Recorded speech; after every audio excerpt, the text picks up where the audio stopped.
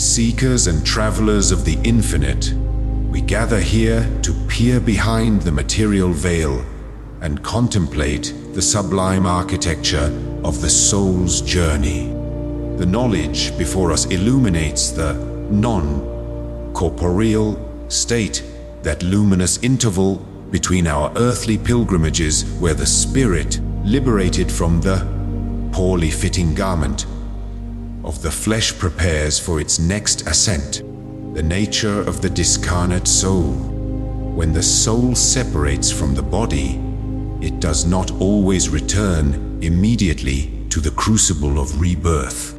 Most often, it enters the state of a wandering spirit, a transitional phase of study and observation. In this state, the spirit is disengaged from matter, which is its normal and definitive state.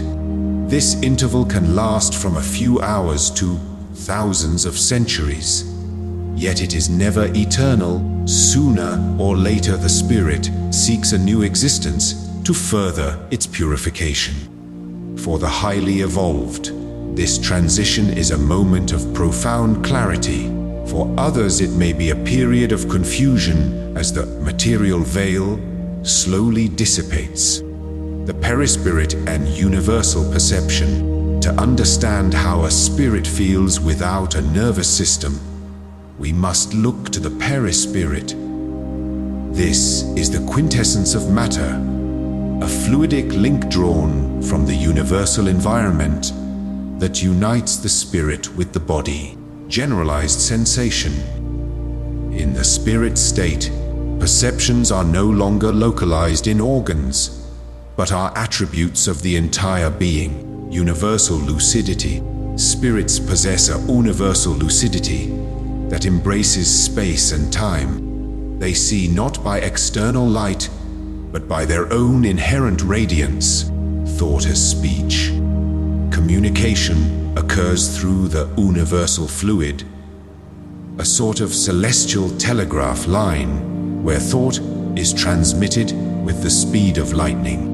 Celestial harmony. While spirits can hear our music, they describe celestial music as a delicate, sublime harmony of which the spiritual imagination can barely conceive. The sovereignty of choice. Perhaps the most empowering truth revealed is that we are the architects of our own destiny. Before reincarnating, the spirit in its state of freedom chooses the trials it will undergo, the crucible of evolution. A spirit might choose a life of poverty to test its courage, or the temptations of fortune to struggle against greed. The horizon of the mountain, while we, as hikers in the valley, see only the hardships of the path, the discarnate spirit stands upon the mountain top, seeing how a brief period of suffering leads to eternal happiness. Free will. God does not impose tribulations as a punishment, but allows the spirit the responsibility of its acts. If we fail, the divine goodness allows us to start over where we failed. Transitional worlds and the sanctuary of rest. The universe is not a void, it is a teeming garden of life.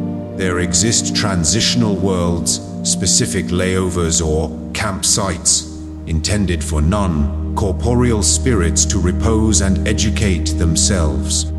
These worlds, though barren of corporeal life, possess a beauty of immensity and serve as intermediary stations where spirits regain their strength, much like migrating birds resting on an island. Relationships beyond the grave. Death is not a wall, but a doorway to a more profound union.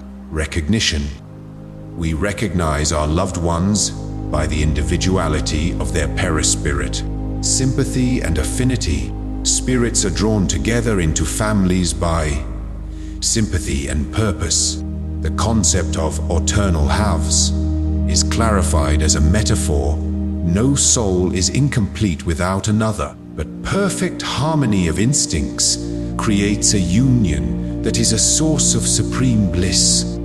The power of thought, our prayers and memories act as a balm to those who have passed.